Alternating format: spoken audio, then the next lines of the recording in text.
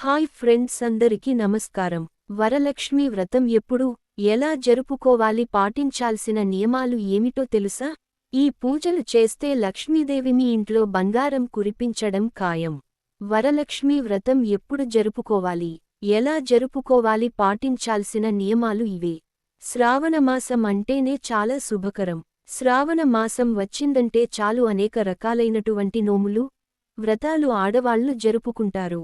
భర్త ఆరోగ్యం, పిల్లల ఆరోగ్యం, ఆర్థిక సమస్యల నుంచి బయటపడడానికి, మానసిక సమస్యల నుంచి బయటపడడానికి ఈ లక్ష్మీదేవి వ్రతాన్ని చేసుకుంటారు.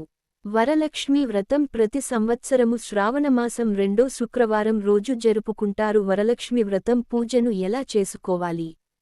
వరలక్ష్మి వ్రతం రోజున ఉదయాన్నే 5 గంటలకు నిద్ర లేచి తలస్నానం చేసి ఇంటిని శుభ్రం చేసుకోవాలి. గుమ్మం ముందు పద్మం ముగ్గు వేయాలి. పవిత్ర గంగాజలంతో పూజా మందిరాన్ని శుద్ధి చేసుకోవాలి.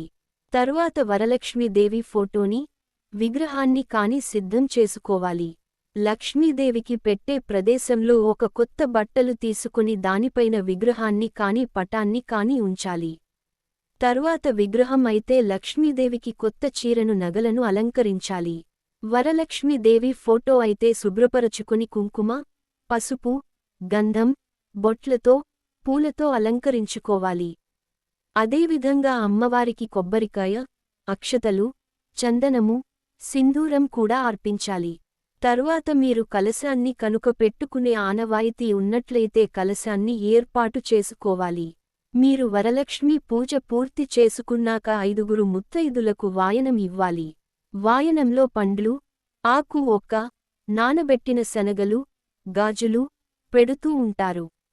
వాయనం ఇచ్చిన ముత్తైదులతోటి ఆశీర్వాదం తీసుకోవాలి. వచ్చిన ముత్తైదులకు బొట్టు పెట్టి, గంధం పెట్టి, కాళ్లకు పసుపు పెట్టి వారిని అమ్మవారి దగ్గర అక్షతలు వేయమని చెప్పి వారిని కూడా వరలక్ష్మీ దేవతకు దండం పెట్టుకోమని చెప్పాలి.